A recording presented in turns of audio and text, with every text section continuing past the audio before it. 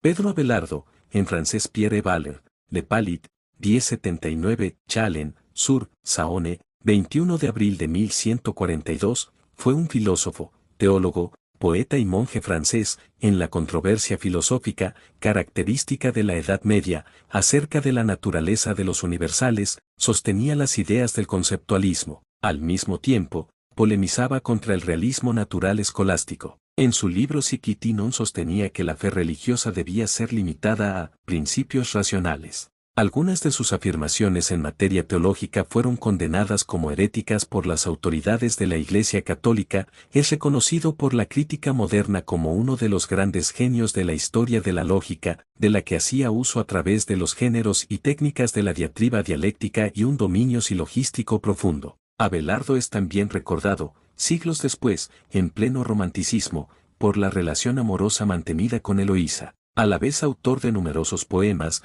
dedicó gran parte de su vida a la enseñanza y al debate. Al parecer Abelardo, conocido en el medioevo como Goulies, que la iet, en latín, estuvo particularmente orgulloso de este sobrenombre, firmando con él algunas de sus cartas. También era conocido como Peripateticus Peletaines debido a la influencia que ejerce Aristóteles de la mano de Boecio en él. Gran parte de su vida es conocida gracias a su autobiografía, Historia de mis calamidades, un escrito a modo de consolatoria como si lo escribiese a un amigo desafortunado. Aunque en ella se da una visión victimista por parte de su autor, nos sirve para hacernos una idea de la interesante y polémica vida de este peculiar genio. Primeros estudios e inicio de la docencia nació en la villa fortificada de Le Palit, Bretaña, cerca de Nantes, en 1079. Su padre Berenguer era hombre rico y le dio una educación esmerada. Abelardo se apasionó desde sus primeros años por el estudio, renunció a la carrera militar y estudió lógica y dialéctica. Imbuido por un espíritu combativo se dedicó a viajar por diversas provincias para disputar dialécticamente con aquellos que practicaban ese arte. Aunque no se menciona en la Historia Calamitatum,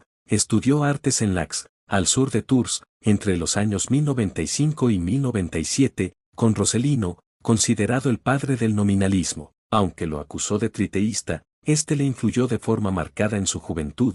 A los 20 años Abelardo se trasladó a París, cuya escuela episcopal era, a la sazón, la más famosa y la más concurrida. Su jefe o cabeza era el archidiácono Guillermo de Champeaux. Teniendo a Guillermo como profesor estudió en París primeramente retórica, gramática y dialéctica, las disciplinas del trivien preparatorio de la formación de la época durante los años 1098 y 1100, posteriormente estudió aritmética, geometría, astronomía y música, que componían el cuadrivien de estudios más avanzados en el año 1108, también con Guillermo, con lo que obtuvo el título de maestría en artes. Hacia 1112 se inició en la docencia en Melun, Corville, y más tarde en la colina de Sainte-Geneviève, cerca de París, ciudad donde Guillermo enseñaba y donde fundaría la escuela en la ermita de San Víctor. Abelardo consiguió que los alumnos de Guillermo lo dejaran por él ridiculizándolo en público por su realismo ingenuo. Mientras Guillermo de Champeaux abandonaba la enseñanza para refugiarse en San Víctor, entre 1112 y 1113 Abelardo se trasladó a Laon, ciudad situada al noreste de París.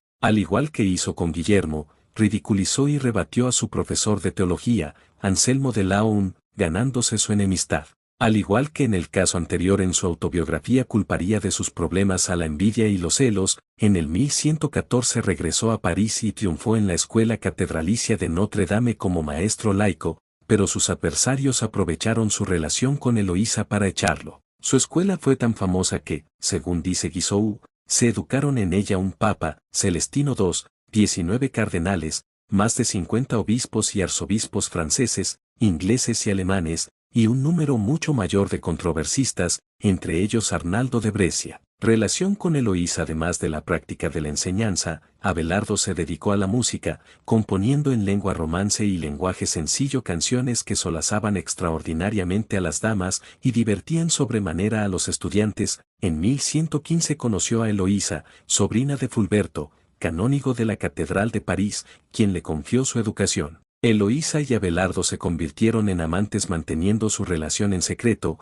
hasta que en 1119 Eloísa tuvo un hijo, que sería llamado Astrolabio. Abelardo secuestró a Eloísa y la llevó a casa de su hermana en Le Palit. Abelardo insistió en casarse con Eloísa, quien se oponía por considerar que un hombre de ciencia no podría dedicarse a una familia, y finalmente la boda se celebró en secreto. Sin embargo, Fulberto difundió la noticia y Abelardo envió a Eloísa al monasterio de Arciontay. Fulberto consiguió entonces, sobornando a un criado, entrar con algunos servidores en el cuarto de Abelardo y lo castraron.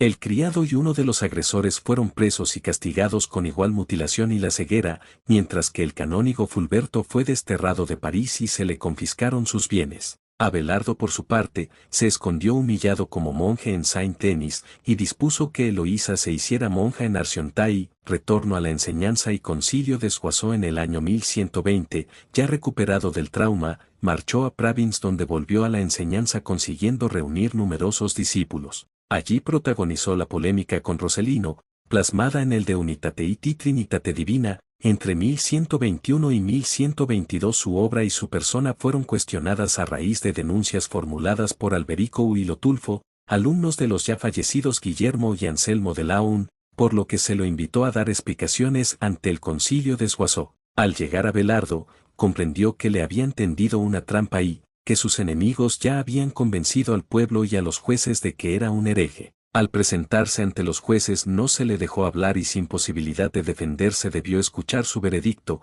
se vio obligado a quemar personalmente su obra y tuvo que aceptar la prohibición de enseñar. Después de una corta estancia en el monasterio de Saint-Médard, en 1123 volvió a Saint-Denis, donde en un principio se lo acogió con simpatía. Pero pronto volvió a ganarse enemigos al negar el origen apostólico de Dionisio Areopagita, argumentando que según los textos durante la época en la que se fundó la abadía Dionisio no podía estar en aquel lugar. Así, provocó un nuevo escándalo y fue obligado a retirarse en soledad cerca de Nogent-sur-Seine, en Troyes, donde fundó la Escuela del Paráclito. El Paráclito, durante el periodo comprendido entre los años 1123 a 1125 y pese a las acusaciones, su fama le permitió reunir un gran número de discípulos. Provocó nuevas polémicas, sobre todo con San Norberto, fundador en 1120 de la Orden de Canónigos Regulares, con la Orden de los Premonstratenses y con Bernardo de Claraval, abad de Clairvaux, cercana a la Escuela del Paráclito. Bernardo, quien había fundado pocos años antes el monasterio de Claraval, era de un rigor y severidad extremos y encabezaba una corriente de fuerte crítica a la influencia helénica y arábiga sobre la teología cristiana. Su vehemente crítica de la metodología y enseñanzas de Abelardo le hicieron temer justificadamente una nueva acusación de herejía. En el año 1128 pasó por el monasterio de Saint-Gildas de Ruiz, Morbihan, y fue nombrado abad por los monjes, pese a lo cual dejaría en su autobiografía un retrato desfavorable de ellos. Un año más tarde consiguió establecer un monasterio en el Paráclito y el traslado de Eloísa como abadesa. En 1132 abandonó Saint-Gildas. Durante esta época debió elaborar su autobiografía, Historia Calamitatum. Según Juan de Salisbury, 1110 a 1180, discípulo suyo en Sainte-Geneviève, entre los años 1136 y 1139 aproximadamente, Abelardo se vio nuevamente envuelto en polémicas, esta vez con la secta de los cornificienses, y era ya considerado el máximo maestro de lógica de su tiempo. Durante esta época inició la redacción de su Ética, Citote Ipsum, obra que dejará inacabada. Nuevas acusaciones, Concilio de Sens en 1139. El cisterciense Guillermo de Saint-Thierry, 1085 a 1148, reunió 19 proposiciones supuestamente heréticas de Abelardo y Bernardo de Claraval las remitió a Roma con tratado acusatorio para su condena, visitando luego a Abelardo para que se retractara. Abelardo solicitó una discusión pública en un sínodo, pero en 1140 el sínodo de Sens exigió a Abelardo retractarse sin más discusión. Abelardo decidió recurrir al Papa Inocencio II y en 1141 marchó a Roma, pero en el camino tuvo noticias de que el Papa había firmado la propuesta de Sens y se le condenaba por hereje a perpetuo silencio como docente. Durante ese año redactó una apología o confesiones de fe, una especie de retractación, elaboró el diálogo entre un filósofo, un judío y un cristiano, inacabado, y terminó la última versión del Sic et non. Fue trasladado al monasterio de Cluny, aunque poco después volvería a desplazarse por razones de salud a un monasterio ligado al de Cluny, el de Saint-Marcel, el 21 de abril de 1142, a la edad de 63 años, murió en su retiro en el monasterio de Saint-Marcel, en Chalon-sur-Saône. Su cuerpo fue llevado al Paráclito y Eloísa, fallecida 22 años más tarde, fue enterrada junto a él. Desde 1817 los dos cuerpos descansan juntos en una misma tumba en el cementerio parisino de Père-Lachaise. Aportes con Pedro Abelardo. Se llega al punto álgido en la crítica del realismo que había comenzado Rossellino de Compiègne. Con el nominalismo tanto Abelardo como sus seguidores realizaran un cambio de gran importancia afirmando que no existen realidades universales sino solamente cosas singulares. Los universales son meros nombres o conceptos elaborados por el entendimiento. Lo que importa es el individuo, su conciencia y su responsabilidad. Su método es a la vez causa y consecuencia de su epistemología. El conceptualismo, influido por el nominalismo de Rossellino, supone una crítica frontal al realismo ingenuo de la visión agustiniano-neoplatónica. Abelardo considera el lenguaje como un mundo interdependiente del sujeto y de la realidad externa, algo completamente original para su época, es un pequeño giro lingüístico dentro de su época. Frente al problema de los universales, el realismo imperante, fuese ingenuo o crítico, consideraba que los universales existen como entidades, mientras que para el nominalismo solo existen en la mente. Para Abelardo los universales son categorías lógico-lingüísticas que relacionan el mundo mental con el físico. Su aportación en ética es también sumamente original, ya que afronta una tarea sin precedentes. Con su peculiar libro, Abelardo pretendía, por un lado, terminar con el moralismo preceptivo de la moral penitencial, y por otro, superar el pesimismo agustiniano. Fiel a su método, parte de un análisis de conceptos tales como pecado o virtud para redefinir así la ética. Es sin duda una obra que rompe con la tradición cristiana,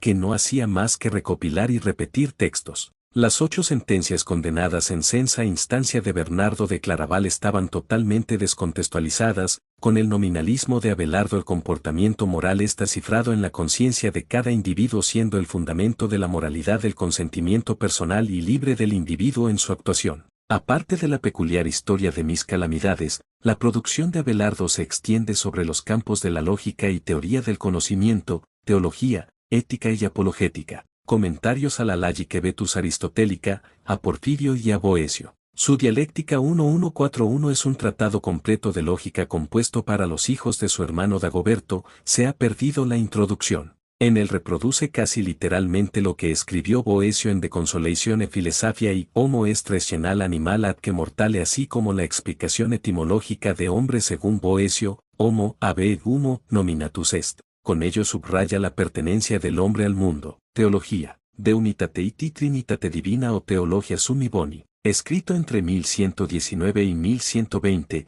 fue su primer tratado teológico salido de las clases que impartió en San Denis. En él aplica los razonamientos filosóficos a los enunciados de la fe en un intento de hacerlos más inteligibles. Fue un opúsculo condenado en su aso, 1121, Teologia Christiane. Introductio a de Theologiam, una, Same, solo se conserva el primer tercio y algunas sentencias que fueron condenadas en Sens 1141. En este escrito resalta la identidad de la filosofía con la inteligibilidad de la ley natural, en cuanto a la esencia y objeto del filosofar. Sic iti non. Textos contradictorios sobre 158 cuestiones son discusiones sobre afirmaciones y negaciones de la misma cosa, un método dialéctico, anticipación a la quaestio escolástica, ética y apologética. Citote ipsum, étique. Está dedicado a resaltar la naturaleza del pecado al que diferencia de la mala voluntad. Fueron condenadas diversas sentencias en Sens 1141. Diálogo entre un filósofo, un cristiano y un judío.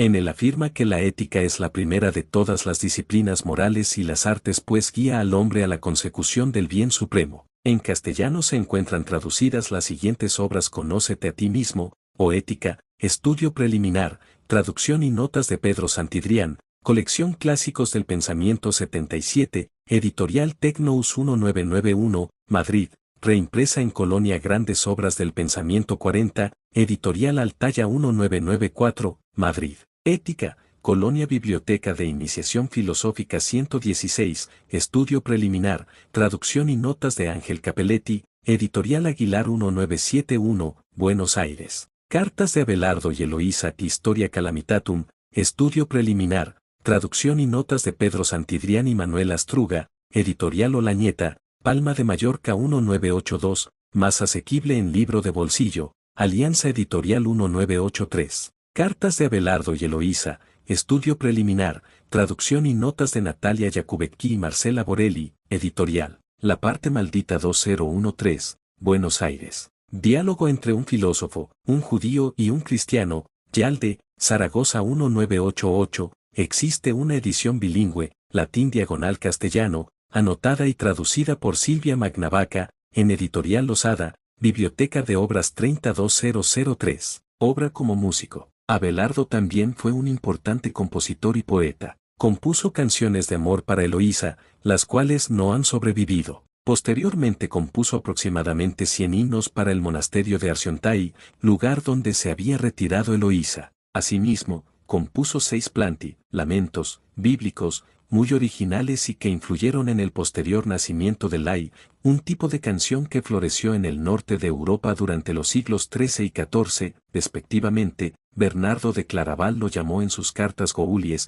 que no sería otro que Gelaiet en latín. Es a ese sobrenombre de Pedro Abelardo que se debe el término, Goliardo. Este término fue adoptado después por los estudiantes universitarios boloñeses a finales del siglo XIX, cuando se fundó el movimiento impulsado por Giosuè Carducci, entonces profesor de la Facultad de Letras local, quien asistió en Alemania a manifestaciones estudiantiles similares a lo que después se convertiría en el modus operandi de la goliardía moderna. Pedro Abelardo, 1079-1142, fue un filósofo, teólogo y lógico francés de la Edad Media. Fue una de las figuras intelectuales más brillantes y polémicas de su tiempo. Sus obras combinan filosofía, teología, ética y también escritos personales, sobre todo su famosa historia de amor con Eloísa. Obras filosóficas y teológicas de Abelardo. Sic et non, sí y no, una de sus obras más influyentes. Es una colección de textos de los padres de la Iglesia que presentan contradicciones aparentes sobre temas de fe. Abelardo no da una solución final, sino que invita al lector a razonar y a usar la lógica dialéctica para discernir la verdad.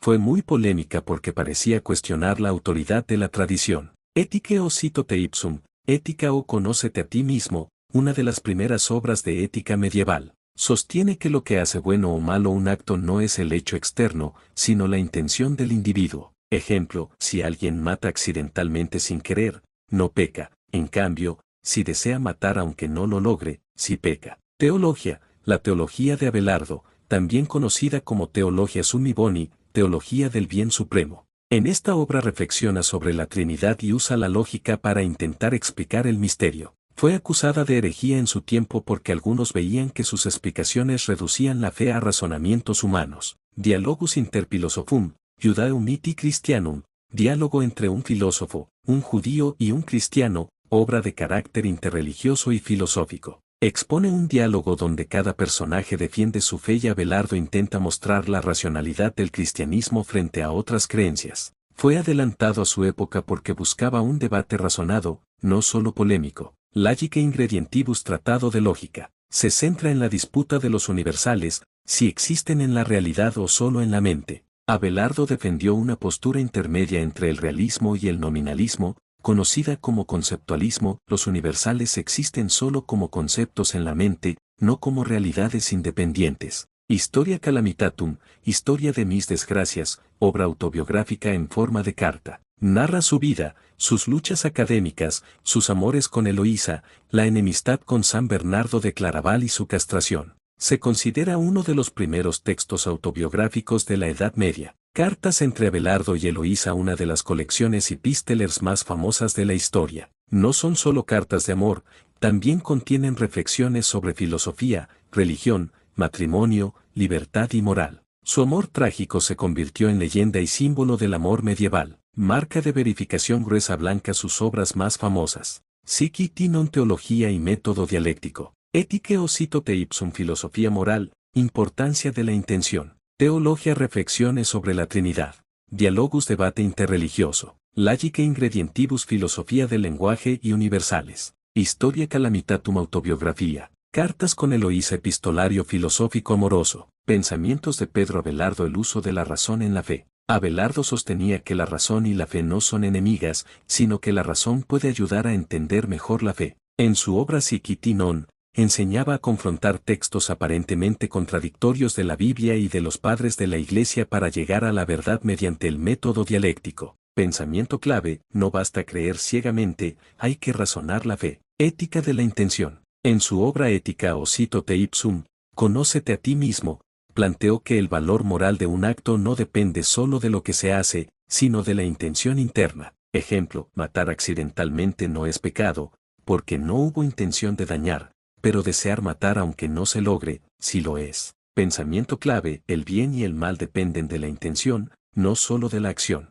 La teoría de los universales. Uno de los grandes debates medievales era si los universales, como humanidad, bondad, etc., existen realmente o solo en nuestra mente. Abelardo se opuso tanto al realismo extremo, que decía que los universales existen fuera de la mente, como al nominalismo, que decía que eran solo nombres. Defendió el conceptualismo: los universales existen en la mente como conceptos, pero no tienen existencia independiente fuera de ella. Pensamiento clave: los universales no son cosas reales, sino conceptos mentales que nos ayudan a pensar. La Trinidad explicada por la lógica. En su obra Theologia Summi Boni, intentó explicar el misterio de la Trinidad con la razón. Comparó las tres personas divinas con atributos diferentes de una misma esencia, como poder, sabiduría y bondad en una misma persona. Pensamiento clave: se puede usar la lógica para acercarse al misterio de la fe. El diálogo interreligioso. En su diálogo entre un filósofo, un judío y un cristiano, Abelardo defendió que las religiones debían dialogar usando argumentos racionales y no solo condenas. Pensamiento clave: la verdad se busca en el diálogo, incluso entre religiones distintas. El valor de la libertad. Para Abelardo, el ser humano es libre de decidir y su conciencia es el juez interior. La libertad no consiste en hacer lo que uno quiera, sino en actuar conforme a la recta intención. Pensamiento clave: la conciencia es la guía moral más importante. La importancia del amor, con Eloísa. En sus cartas con Eloísa, reflexiona que el amor verdadero no es solo pasión, sino también comprensión, entrega y sacrificio. Aunque su relación fue trágica, de sus escritos surge una visión del amor como fuerza transformadora, que va más allá de lo físico. Pensamiento clave: el amor auténtico eleva y transforma, aunque también exige renuncia, autoconciencia y humildad. En su autobiografía Historia Calamitatum, Abelardo narra sus fracasos, humillaciones y desgracias, como su castración. Reconoce que el sufrimiento lo llevó a reflexionar sobre su orgullo y a volverse más humilde. Pensamiento clave: el dolor y la desgracia pueden ser maestros de sabiduría. Marca de verificación gruesa blanca sus pensamientos más importantes: la fe debe apoyarse en la razón. La intención es lo que define el valor moral de un acto. Los universales son conceptos mentales, conceptualismo. La lógica puede ayudar a comprender la Trinidad. El diálogo es mejor camino que la imposición. La conciencia es el juez moral del ser humano. El amor verdadero es espiritual y transformador. El sufrimiento puede ser fuente de humildad y aprendizaje. Datos curiosos de Pedro Abelardo. Fue el rockstar de la filosofía medieval destellos. En París y en toda Francia, Abelardo era tan popular que las aulas se llenaban de alumnos. Muchos lo consideraban el mejor lógico de su tiempo. Era tan famoso que incluso eclipsó a sus maestros, lo que le ganó muchas enemistades. Rompió con su maestro y lo superó. Estudió con Guillermo de Champeaux, un gran filósofo realista, pero Abelardo lo retó públicamente en debates y lo venció en lógica. Resultado: se volvió su rival y se ganó fama como atrevido y rebelde. Inventó una postura filosófica intermedia. En el debate sobre los universales, no aceptó ni el realismo ni el nominalismo. Creó el conceptualismo: los universales existen solo en la mente como conceptos, no como realidades fuera de ella. Esto lo convirtió en un innovador único. Su romance con Eloísa fue clandestino. Fue tutor de Eloísa, sobrina del canónigo Fulberto de Notre Dame. Se enamoraron y tuvieron una relación secreta. Tuvieron un hijo, llamado Astrolabio, nombre rarísimo y curioso en su época. Fue castrado por venganza Tijeras Negras cuando el tío de Eloísa descubrió la relación. Planeó una venganza. Mandó a unos hombres a atacar a Abelardo mientras dormía, y lo castraron. Esto marcó su vida para siempre y lo llevó a entrar en la vida monástica. Escribió una autobiografía única en su época. Su Historia Calamitatum es una confesión de sus fracasos, desgracias y reflexiones. En una Edad Media en la que casi nadie hablaba de sí mismo, Abelardo fue pionero en la autobiografía. Su debate con San Bernardo de Claraval, espadas cruzadas. San Bernardo lo acusó de herejía por usar demasiado la razón en la teología. En el concilio de Sens 1140, Bernardo lo derrotó políticamente. Abelardo apeló al Papa, pero murió antes de que el proceso concluyera. Cartas de amor inmortales. Corazón rojo. Sus cartas con Eloísa son de los textos más leídos de la Edad Media. No son solo de amor, también incluyen reflexiones sobre filosofía, libertad y moral. Se han traducido a casi todos los idiomas y siguen inspirando novelas, películas y poemas. Fue un innovador en la enseñanza. No enseñaba de memoria como otros maestros, sino con debates y preguntas. Su estilo hacía que los alumnos pensaran por sí mismos. Por eso atrajo multitudes de estudiantes. Su tumba se convirtió en símbolo del amor eterno. Ataúd. Murió en 1142 y fue enterrado en la abadía de Saint-Marcel. Años después, Eloísa pidió ser enterrada junto a él. Sus restos fueron trasladados juntos al cementerio Père-Lachaise de París, donde hoy en día son un lugar de peregrinaje romántico. Marca de verificación gruesa blanca. Los datos más curiosos. Fue el rockstar de la filosofía medieval. Retó a su maestro y lo superó. Inventó el conceptualismo. Tuvo un hijo llamado Astrolabio. Fue castrado por venganza. Escribió la primera autobiografía medieval. Se enfrentó a San Bernardo y perdió. Sus cartas con Eloísa son un clásico universal. Revolucionó la enseñanza con debates. Está enterrado junto a Eloísa en París. Historia de Pedro Abelardo. Infancia y juventud.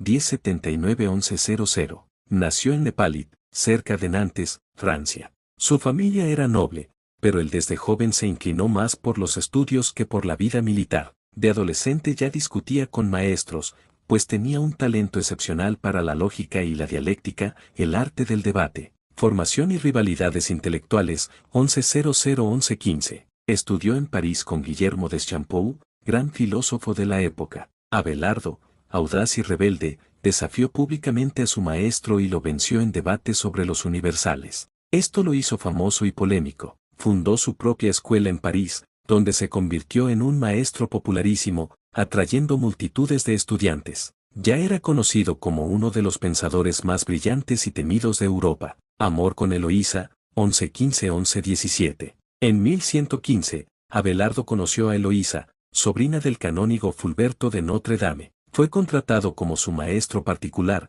pero pronto nació un amor apasionado. Su relación fue clandestina, pero se hizo evidente cuando Eloísa quedó embarazada. Tuvieron un hijo al que llamaron Astrolabio, nombre único y raro para su tiempo. Para calmar el escándalo, se casaron en secreto. La tragedia, castración y vida monástica. 1117-1120. El tío de Eloísa, al sentirse deshonrado, planeó una venganza brutal. Unos hombres entraron de noche donde dormía Abelardo y lo castraron. Humillado y marcado de por vida, Abelardo ingresó en un monasterio. Convenció también a Eloísa de entrar en un convento. Así comenzó la etapa más dolorosa de su vida. Mano escribiendo el pensador revolucionario. 1120-1136. A pesar de sus desgracias, Abelardo siguió produciendo grandes obras. Sic tiene un método dialéctico para confrontar contradicciones en la fe. Ética o cito te ipsum. La intención es lo que da valor moral a un acto. Teologia summi boni. Intento racional de explicar la Trinidad.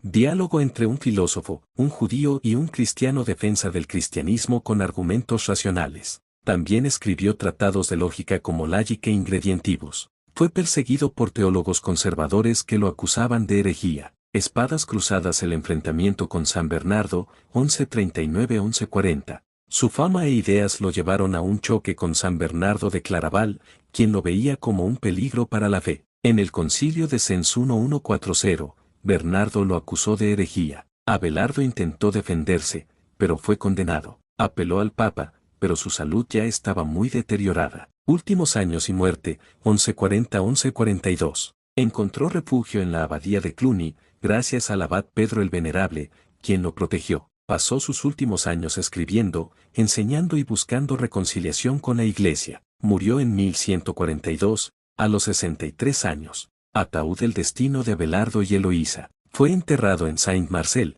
pero años después Eloísa pidió ser sepultada junto a él. Finalmente, sus restos fueron trasladados juntos al cementerio Père-Lachaise en París, donde hoy descansan lado a lado. Su tumba se convirtió en símbolo del amor eterno y del vínculo entre razón y pasión. Nació en 1079 en Francia. Brilló como filósofo y maestro, venciendo a sus rivales en debates. Se enamoró de Eloísa y tuvieron un hijo. Fue castrado y ambos entraron en la vida monástica. Escribió obras revolucionarias en lógica, teología y ética. Fue acusado de herejía por San Bernardo. murió en 1142, reconciliado con la Iglesia. Sus restos y los de Eloísa descansan juntos como símbolo de amor eterno, espadas cruzadas, porque fue criticado Pedro Abelardo por usar demasiado la razón en la fe cruz en una época en la que se creía que la fe debía aceptarse sin cuestionamientos. Abelardo enseñaba que la razón debía analizar incluso los dogmas religiosos. En su obra Psiquitinón, ponía en duda textos que parecían contradecirse y pedía resolverlos con lógica. Muchos lo vieron como un peligro para la autoridad de la Iglesia. Sus ideas sobre la Trinidad en Teologia Summi Boni intentó explicar el misterio de la Trinidad con comparaciones lógicas. Sus críticos, como San Bernardo de Claraval, dijeron que simplificaba demasiado y que estaba reduciendo a Dios a la lógica humana. Fue acusado de herejía y condenado en el Concilio de Sens 1140. Su ética de la intención báscula en cito te ipsum, Abelardo enseñaba que lo que hace malo a un acto no es el hecho externo, sino la intención del corazón. Ejemplo, matar accidentalmente no es pecado, pero desear matar aunque no se logre, sí lo es. Algunos teólogos pensaban que esto era peligroso, porque parecía que justificaba pecados si la intención era buena. Su vida personal escandalosa, su relación con Eloísa fue vista como un gran escándalo. Aunque se casaron en secreto, la historia de un maestro y su Elamne, un hijo fuera del matrimonio y su posterior castración lo convirtieron en figura polémica. Esto debilitó su autoridad moral ante muchos de sus enemigos. Rivalidad con otros teólogos. Su estilo desafiante y orgulloso le ganó muchos enemigos en la Universidad de París y en la Iglesia. San Bernardo lo llamó serpiente del ingenio, acusándolo de soberbia. Como apoyó al ser humano y su pensamiento, dignificó la razón humana. Enseñó que el ser humano no debía limitarse a creer ciegamente, sino que podía pensar, preguntar y razonar. Gracias a él, la filosofía medieval avanzó hacia un equilibrio entre fe y razón. Defendió la conciencia y la libertad. Para Abelardo, el verdadero valor moral estaba en la conciencia personal. Esto significaba que cada persona era responsable ante Dios de su intención y no solo de sus actos externos. Fue un paso hacia el reconocimiento de la libertad interior del ser humano. Aportó al diálogo entre religiones. En su diálogo entre un filósofo, un judío y un cristiano, mostró que el entendimiento se lograba con razones y respeto, no con violencia. Fue muy adelantado a su tiempo, defendiendo la convivencia y el diálogo interreligioso. Creó un método de enseñanza moderno. Destellos. No repetía mecánicamente textos, sino que enseñaba con debates y preguntas. Invitaba a los estudiantes a pensar por sí mismos. Por eso, se le considera precursor del espíritu universitario moderno. El valor del amor humano. Corazón rojo. Sus cartas con Eloísa muestran que el amor no es solo pasión, sino también entrega y comprensión. Aunque terminaron en conventos, sus escritos inspiraron la idea de un amor espiritual y eterno. Resumen: fue criticado porque usaba demasiado la razón en la fe. Sus explicaciones sobre la Trinidad parecían heréticas. Su ética de la intención fue vista como peligrosa. Su vida personal fue escandalosa. Tenía un carácter orgulloso y polémico. Apoyó al ser humano porque defendió el poder de la razón. Reivindicó la libertad de la conciencia. Impulsó el diálogo entre religiones. Renovó la enseñanza y la hizo más participativa. Dio valor al amor humano como fuerza espiritual.